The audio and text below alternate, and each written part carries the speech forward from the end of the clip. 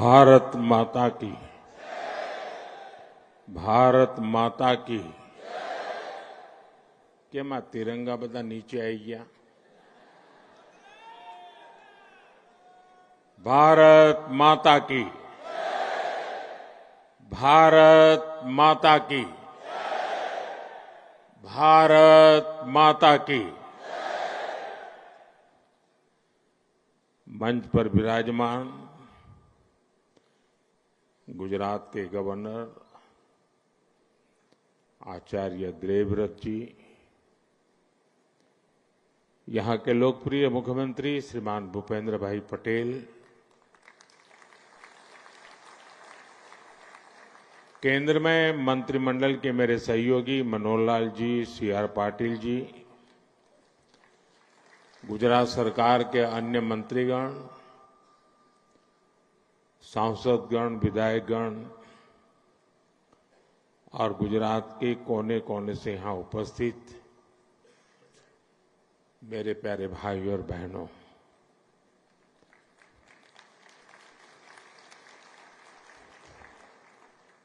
मैं 2 दिन से गुजरात में हूं।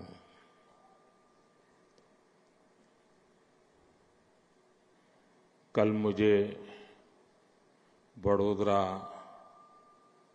दाहोद, भूज, अहमदाबाद और आज सुबह सुबह गांधीनगर, मैं जहां जहां गया ऐसा लग रहा है देशभक्ति का ज्वार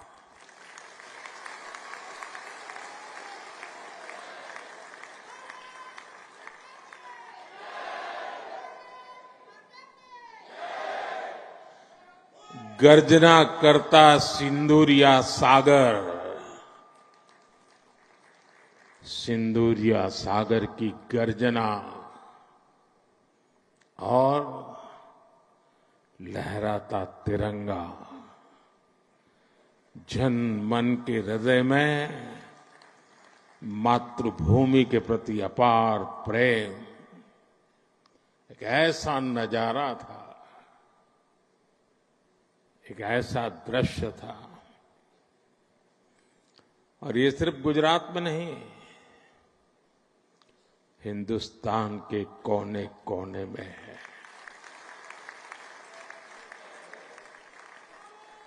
हर हिंदुस्तानी के दिल में है।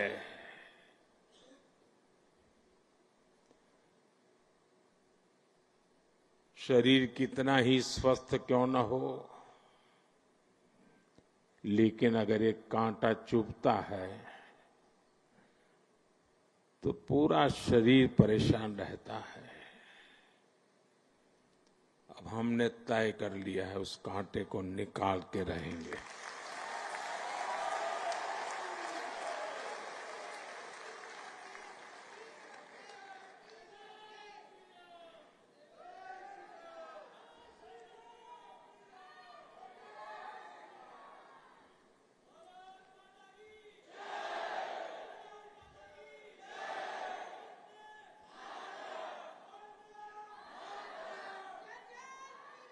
साथियों,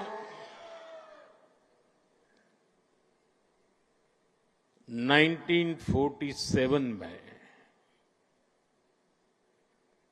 जब मां भारती के टुकड़े हुए,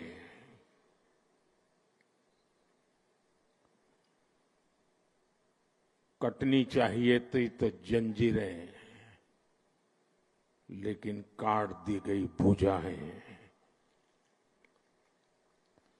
देश के 3 टुकड़े कर दिए गए।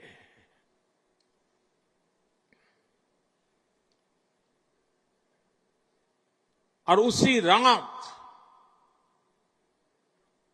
पहला आतंकवादी हमला कश्मीर की धरती पर हुआ।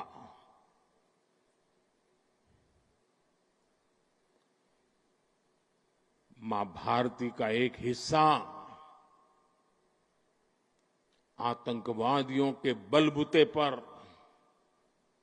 मुजाहिदों के नाम पर पाकिस्तान ने हड़प ले लिया।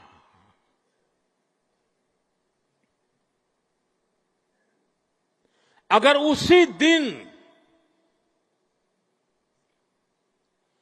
इन मुजाहिदों को मौत के घाट उतार दिया गया होता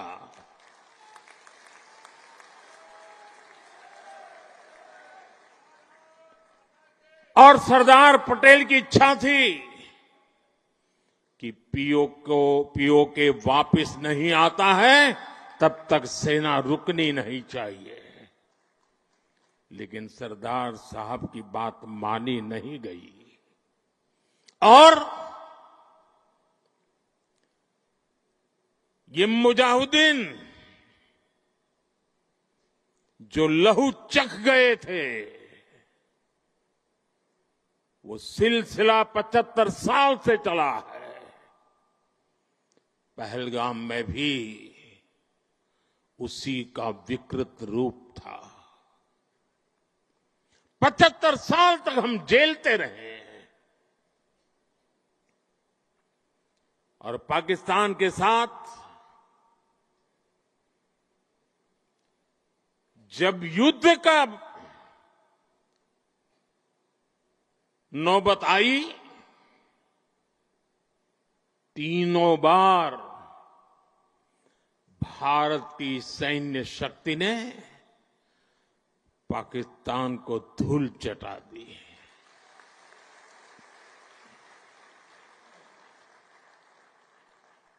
और पाकिस्तान समझ गया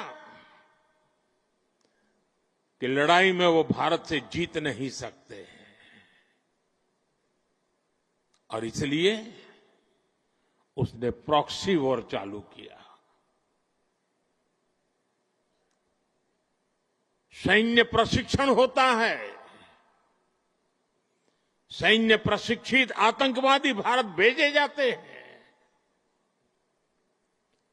और निर्दोष निहत्थे लोग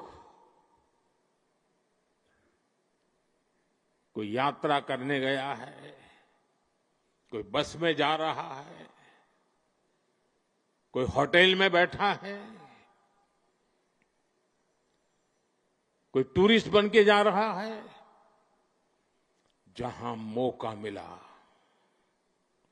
वे मारते रहे, मारते रहे, मारते रहे और हम सहते रहे।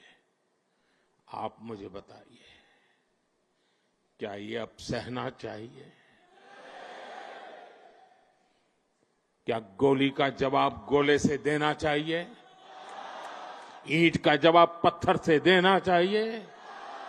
ये कांटे को जल मुर्द से उखाड़ देना चाहिए?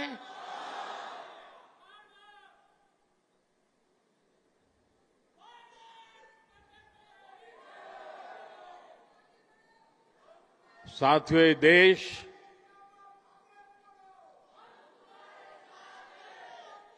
उस महान सांस्कृतिक परंपरा को लेकर के चला है,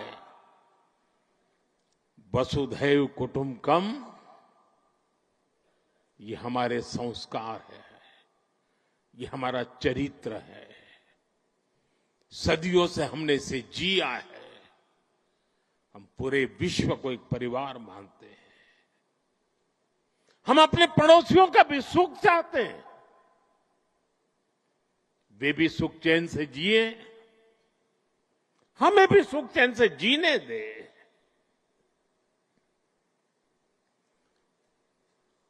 ये हमारा हजारों साल से चिंतन रहा है। लेकिन जब बार बार हमारे सामर्थ्य को ललकारा जाए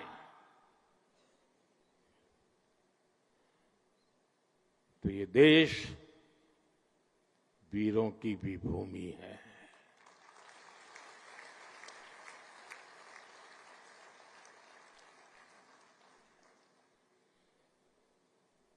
आज तक जिसे हमें प्रॉक्सी वॉर कहते थे,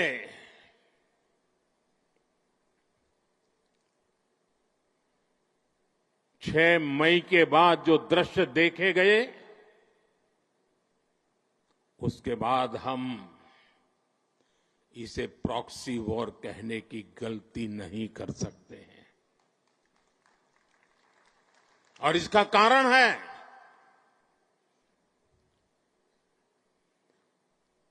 जब आतंकवाद के 9 ठिकाने तय करके 22 मिनट में, साथियों 22 मिनट में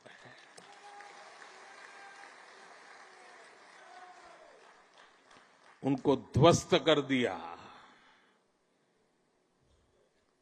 और इस बार तो सब कैमरा के सामने की सारी व्यवस्था रखी थी ताकि हमारे घर में कोई सबूत न मांगे। अब हमें सबूत नहीं देना पड़ रहा है, वो ऊपर वाला दे रहा है।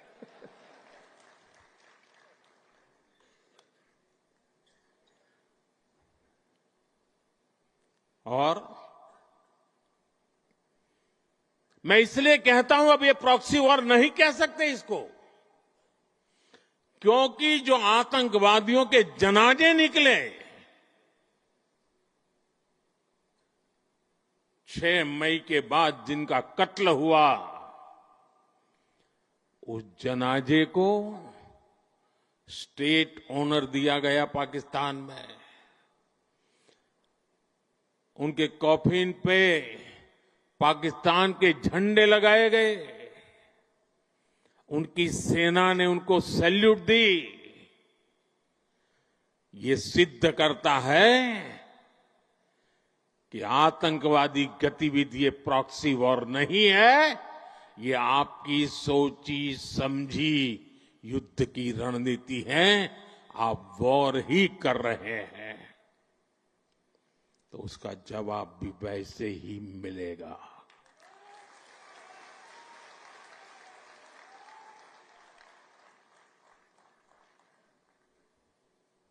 हम अपने काम में लगे थे, प्रगति के राह पे चले थे।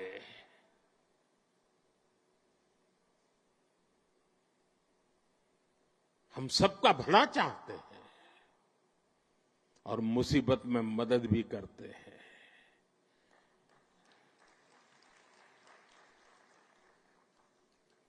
लेकिन बदले में खून की नदियां बहती है।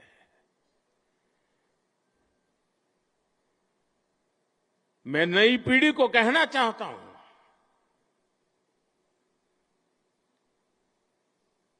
देश को कैसे बर्बाद किया गया है। 1960 में जो इंडस वाटर ट्रीटी हुई है, अगर उसकी बारीकी में जाएंगे तो आप चौंक जाएंगे। यहां तक तय हुआ है उसमें कि जो जम्मू कश्मीर की अन्य नदियों पर डैम बने हैं,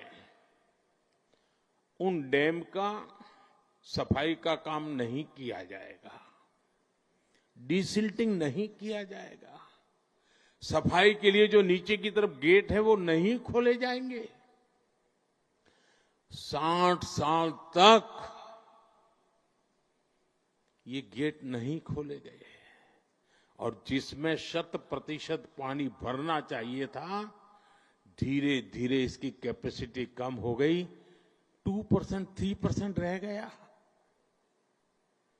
क्या मेरे देशवासियों को पानी पर अधिकार नहीं है क्या? उनको उनके हक का पानी मिलना चाहिए, नहीं मिलना चाहिए क्या? और अभी तो मैंने कुछ ज्यादा किया नहीं है।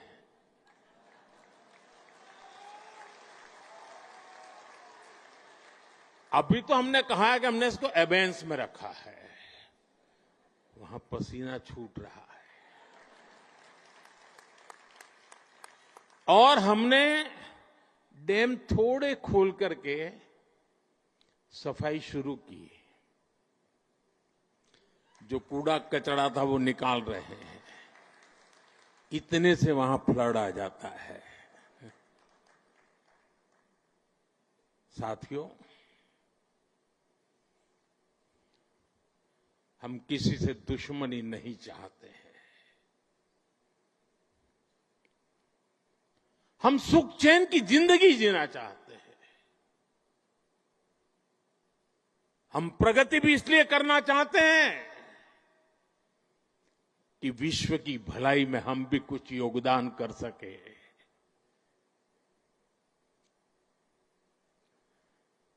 और इसीलिए हम एक निष्ठ भाव से कोटि कोटि भारतीयों के कल्याण के लिए प्रतिबद्धता के साथ काम कर रहे हैं।